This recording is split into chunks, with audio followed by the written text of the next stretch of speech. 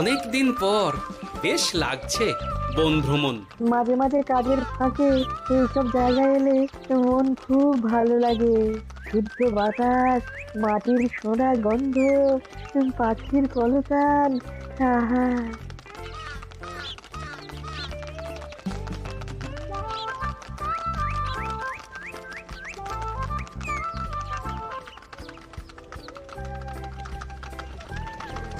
মহারাজের রথ থামছে। আমরা এইখানে বসে আজ রাজকার্য পরিচালনা করব। মন্ত্রী, তুমি ঝটপট এখানে বসার বন্দোবস্ত করে দাও। আমি এক্ষুনি ব্যবস্থা করে দিচ্ছি মহারাজ। এই এখানেই আমাদের বসার জন্য ছাউনি করে দাও। এক্ষুনি করে দিচ্ছি মন্ত্রী মশাই। এরা বসার জায়গাটা করে দিক, ততক্ষণ আমরা একটু হেঁটে আসি।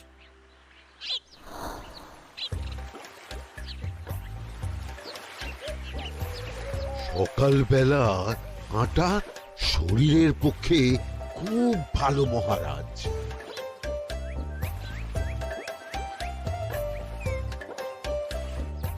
আগেকার দিনে রাজা মহারাজরা এই সব বনে মৃগয়া করতে আসতেন। মৃগয়া একদম ভালো নয় মন্ত্রী। তুমি জঙ্গলে আসছো অন্য প্রাণীদের মারতে। কেন মারবে? ওরা তো তোমার কোনো ক্ষতি করেনি। না, তা করেনি, কিন্তু তখন ওটা রাজা মহারাজাদের খেলা ছিল। শুনেছি আপনার প্রপিতামহ খুব ভালো বাঘ শিকার করতেন, অনেক বাঘ মেরেছেন। মন্ত্রী, তুমি একটা কথা হয়তো জানো না। আমার প্রপিতামহ শিকার করতেন, কিন্তু কোনো স্বাভাবিক জানোয়ারকে নয়। যে বাঘ মানুষ খেকো হয়ে প্রজাদের ক্ষতি করত, আমার প্রপিতামহ সেই সমস্ত বাঘদেরই মারতেন। এছাড়া উনি বন্য প্রাণী সংরক্ষণ করতে বড়ই ভালোবাসতেন।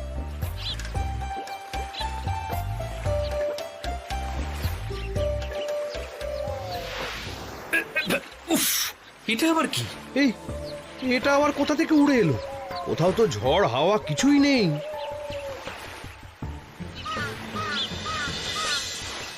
একটা ধাঁধা মহারাজ, এই কাগজে লেখা। ধাঁধা পড়ো দেখি। জোয়ার ভাটা প্রভুর খেলা, ভাটা হবে হলে বেলা। ভাটা হলেই দেখা যাবে লাল রঙের এক পাথর পাবে। নদীর ধারে গর্ত করে যত্নে সাজাই কলস ভরে। হেথায় হোথায় ছড়িয়ে যাহা, অন্ধকারে জলে তাহা। ঢুকলে চক্ষু ঝলসে যাবে, হাতের কাছে ঘন্টা পাবে। ঠিক ঘন্টা বাজলে পরে পড়বে ঝরে থরে থরে। ঘন্টা যদি হয় ভুল, যেন তুমি হারাবে কুল। ঠিক ঘন্টা চিনতে হলে নকশা দেখো চক্ষু খুলে।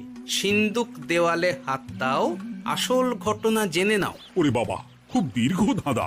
তা মন্ত্রী, তুমি কিছু বুঝলে? এটা একটা গুপ্তধনের নকশা।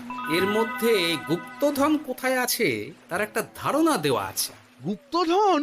ওটা আমাকে পেতেই হবে, পেতেই হবে। দেখি দেখি, একবার কাগজটা দাও। গোপাল, কাগজটা আগে আমার হাতে দাও, দেখি ভালো করে। এখন নদীতে জোয়ার চলছে গোপাল। একটু পরেই ভাটা শুরু হবে। হ্যাঁ, ভাটা না হলে কিচ্ছু বোঝা যাবে না। এখানে স্পষ্ট লেখা আছে, ভাটা হলেই দেখা যাবে লাল রঙের এক পাথর পাবে। তার মানে আমাদের ভাটা হওয়া পর্যন্ত অপেক্ষা করতে হবে। না, সময় নষ্ট না করে ধাঁধাটার সমাধান করতে শুরু করি। ভাটা হলে একটা লাল রঙের পাথর দেখা যাবে, এই পর্যন্ত পরিষ্কার আছে। বুঝতে হবে ওর পর থেকে। পড়ো গোপাল, চলো আমরা সবাই বুদ্ধি লাগাই। নদীর ধারে গর্ত করে যত্নে সাজাই কলস ভরে। এটার অর্থ, ধাঁধাটা মাথায় বসিয়ে নিয়েছি, এবার কে কি বলবে সেটা শুনতে হবে। চলো গোপাল, আমরা ধাঁধা যেমন যেমন বলেছি তেমন তেমন ভাবেই চলি। চলুন মহারাজ, এখন আমাদের দেখতে হবে লাল পাথর। কোথায় আছে লাল পাথর? চলো চলো সবাই, চোখ কান খুলে আমরা নদীর পাড় ধরে হাঁটি। আমি একটু তফাতে হাঁটি। গুপ্তধন আমাকে একা পেতে হবে। ভাটা হলেই দেখা যাবে লাল রঙের এক পাথর পাবে। আমাকে চোখ কান খোলা রাখতে হবে। লাল পাথর, নদীর চড়ায় লাল পাথর দেখতে হবে। লাল পাথর, লাল পাথর। ওটা কি? তো এই তো লাল পাথর, লাল পাথর। আমরা অনেকটা এগিয়ে গেছি, ওদের আমার দিকে নজর নেই। এই সুযোগ, এই সুযোগ, একা একা গুপ্তধন নিয়ে পালাবো। আহ, এ, এ।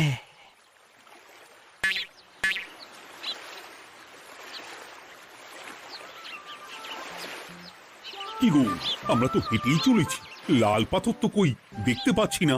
আরেকটু হাঁটতে হবে মহারাজ, গুপ্তধন বলে কথা, ওকে আর সহজে ধরা দেয়? সেটা অবশ্য সঠিক কথা।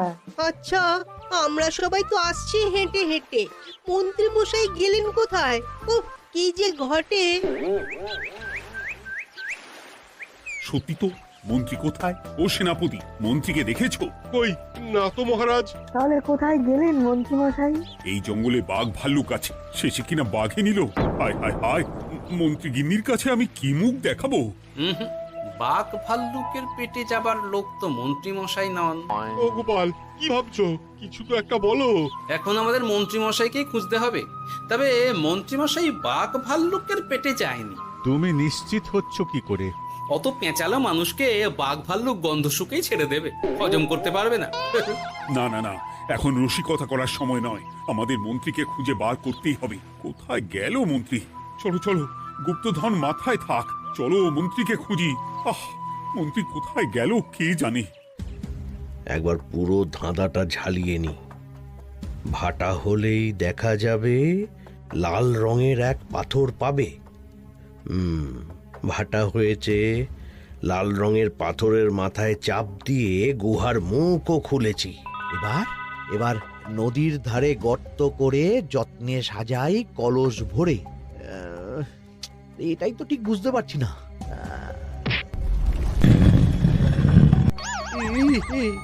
এই রে, এবার কি হবে? হ্যাঁ, মহারাজ, কোথাও একটা আওয়াজ হলো। এই, আওয়াজটা কোন দিক থেকে হলো? চলুন সামনে এগিয়ে যাই। আমার মনে হয় আওয়াজটা সামনের দিক থেকে এলো। আমারও তাই মনে হলো। তবে কি মন্ত্রী মশাই লাল পাথরের হদিশ পেয়ে গেছেন? আমাদের চোখে পড়লো না, অথচ মন্ত্রী মশাইয়ের চোখে পড়ে গেল। আসলে আমরা কথা বলতে বলতে গেছি, তাই নজরে পড়েনি। মন্ত্রী মশাই একা একা আমাদের পেছন পেছন আসছিলেন। উনি ইচ্ছে করেই আমাদের পেছনে পেছনে আসছিলেন। নিজে একা গুপ্তধন নিয়ে যেতে চেয়েছিলেন, এখন কোথায় আছেন কে জানে।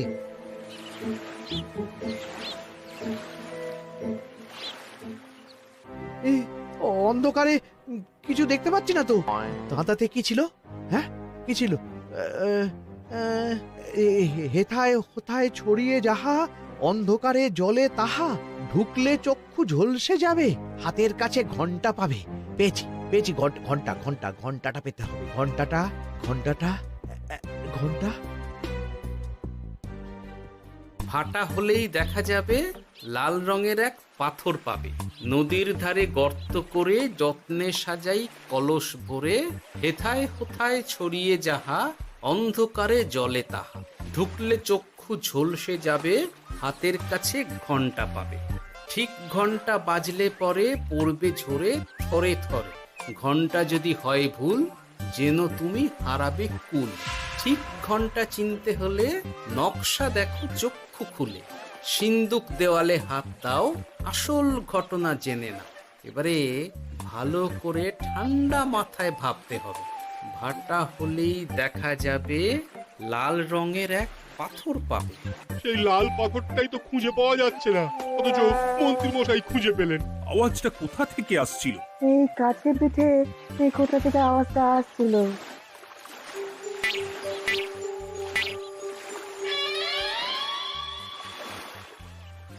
এই তো, এটাই মনে হয় সেই লাল পাথর। একটু নাড়িয়ে চাড়িয়ে দেখি তো কিছু হয় কিনা।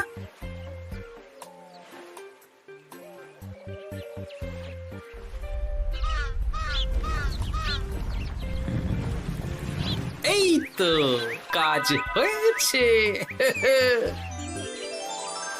এই তো সুড়ঙ্গ। আপনারা নিচে নামুন। আপনারা কি দেখছেন সেটা বলবেন মহারাজ। সবাই যদি নেমে যাই, যদি কোনো কারণে সুড়ঙ্গের মুখ বন্ধ হয়ে যায়, তাহলে আর আমরা বাইরে বেরোতে পারবো না মহারাজ।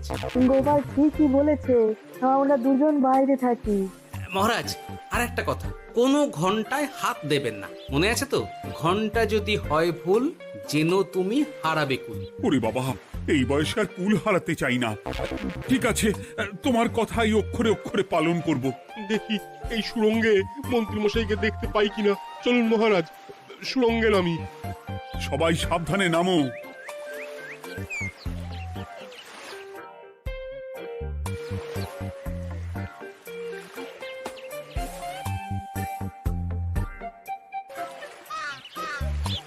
মহারাজ, ওখানে কি কি দেখতে পাচ্ছেন?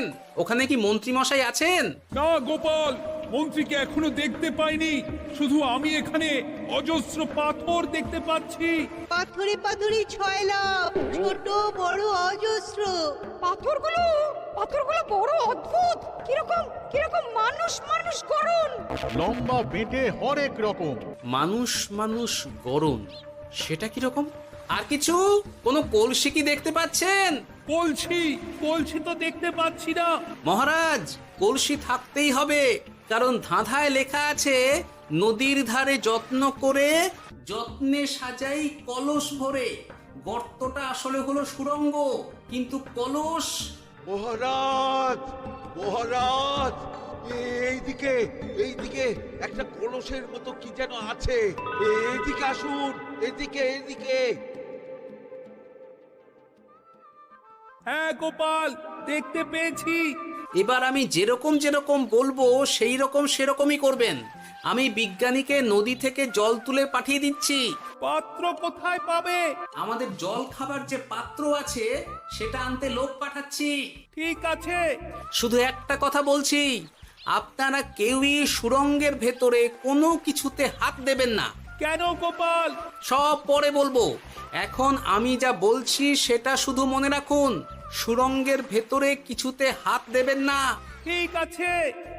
প্রহরী, তুমি যাও, যেখানে আমাদের বসবার আয়োজন করা হয়েছে সেখানে গিয়ে একটা জলের পাত্র নিয়ে নদী থেকে জল ভরে নিয়ে এসো।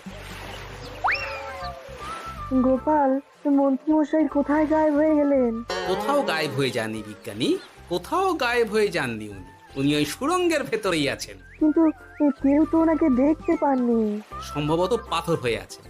এখন কিভাবে পাথর হয়েছেন সেটা তো আমি বলতে পারবো না। সবটাই স্বপ্নের মতো লাগছে। ঠিক যেন স্বপ্নের মতো লাগছে। এই জীবনে সুরঙ্গ দর্শন হয়ে গেল। আমাদের পাতাল প্রবেশ। পাতালে আসিয়া আমি মনে মনে বলি, গুপ্তধর নিয়ে আমরা যেন সৎ পথে চলি। তোমার এখনো কাব্য আসছে সভাকবি? আসছে মানে কাব্যের সাথে আছে রোমাঞ্চ, করছে গা শীত, হচ্ছি আমি অধীর। মহারাজ, জল দিয়ে বিজ্ঞানীকে পাঠাচ্ছি। কি করতে হবে বিজ্ঞানীকে সব বলে দিয়েছি। তুমি ভেতরে আসবে না? আসবো ঠিক সময়ে। এখন আমি যেমন যেমন বলবো আপনি ঠিক তেমন তেমন করবেন। ঠিক আছে। বিজ্ঞানী, যেমন যেমন বললাম ঠিক তেমন তেমন ভাবে কলসিকে জল দিয়ে পরিষ্কার করবে। মনে রেখো, ধাঁধায় আছে কলসি সাজাই যতন কর। তুমি একটা কথা মনে রেখো বিজ্ঞানী, কোথাও হাত দিও না কিন্তু। ঠিক আছে গোপাল, তোমার উপস্থিত বুদ্ধির তুলনা নেই। আমি যাচ্ছি গোপাল। সাবধানে সাবধানে। মহারাজ, বিজ্ঞানী যাচ্ছে। সাবধানে নামো, সাবধানে। মহারাজ, কলসিটা কোথায়? ওই তো, একটু সাবধানে যাও।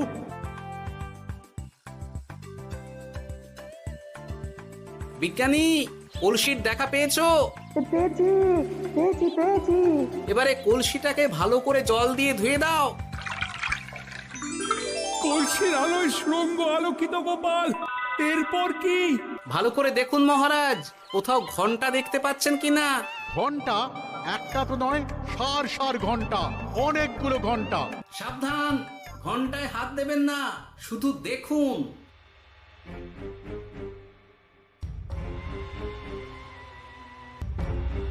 মহারাজ, আমরা গুপ্তধনের খুব কাছে চলে এসেছি। তাই নাকি? কি মজা, কি মজা! এবার খাবো ক্ষীরের গজা। আহ, সভাকবি চুপ করো। এখনো আমরা গুপ্তধন পাইনি। বাবার মুখে দাঁড়িয়ে সবগুলো তারা আঁকা। বিজ্ঞানী, কোনো ঘন্টায় চাঁদের নকশা করা আছে কি? একটু দেখে বলো না। আমি আতস কাজ নিয়েই দেখছি, সব ঘন্টাতেই তারা আঁকা। খবরদার, কোনো ঘন্টাকেই ছোঁবে না। ঠিক আছে, কোনো কিছু না ছুঁয়ে আমি দেখছি। পেয়েছি গোপাল, চাঁদ আঁকার ঘন্টা পেয়েছি। ওই ঘন্টাটা বাজাও, বাজাও।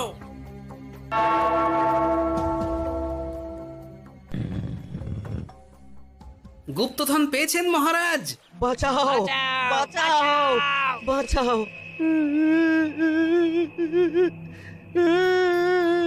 বাঁচান মহারাজ, বাঁচান বিজ্ঞানী, মহারাজ, মন্ত্রীর গলা পাচ্ছ না?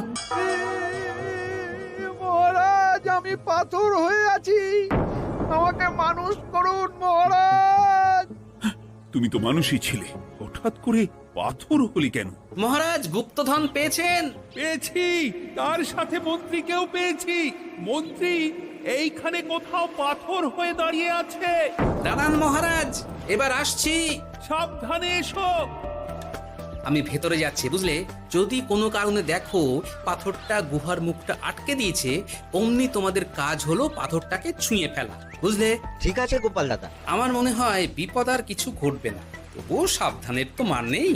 ঠিক আছে, তুমি নিশ্চিন্তে ভেতরে যাও। বাঁচাও, আমাদের বাঁচাও, আমাদের সবাইকে মানুষ করুন। আমাকে মানুষ করুন মহারাজ। আপনাকে তো মানুষ করা হবে মন্ত্রী মশাই। আগে বলুন, আপনি পাথর হলেন কি করে? ও, মনে পড়েছে, ধারার শেষ লাইন, সিন্দুক দেওয়ালে হাত দাও, আসল খবর জেনে না। সত্যি গোপাল, তুমি না থাকলে এই এত কিছু আমাদের সবার কাছে অজানাই থেকে যেত।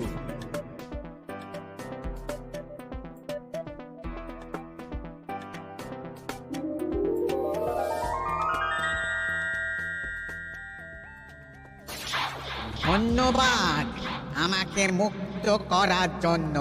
আপনি কে? আমি যক্ষ। আমাকে এই ধন সম্পত্তি পাহারা দেওয়ার জন্য এক ডাকাত দলের সর্দার যক্ষ করে রেখেছিল। আমি 100 বছর ধরে এইখানে যক্ষ হয়ে আছি। আমি তোমার জন্য মুক্ত হলাম গোপাল। এই সম্পত্তি তোমার গোপাল। সম্পত্তি নিয়ে আমি কি করব? আমি এই সব সম্পত্তি মহারাজকে দান করলাম, রাজ্যের অনেক কাজ হবে। তুমি ধন্য গোপাল, তুমি ধন্য।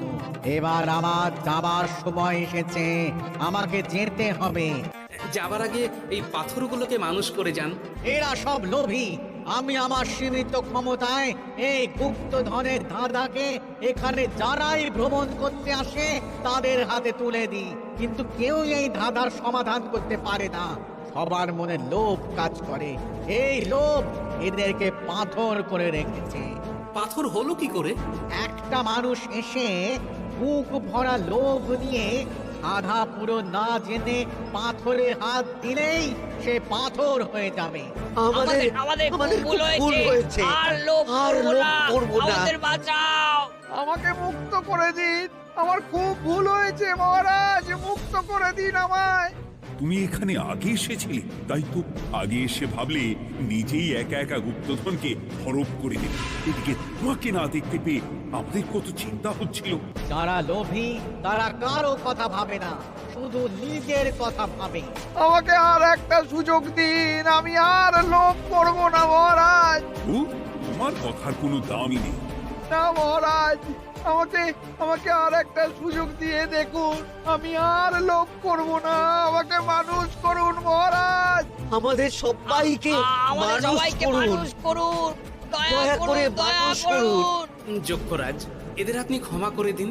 ঠিক আছে, তোমাদের আবার মানুষ করে দিচ্ছি।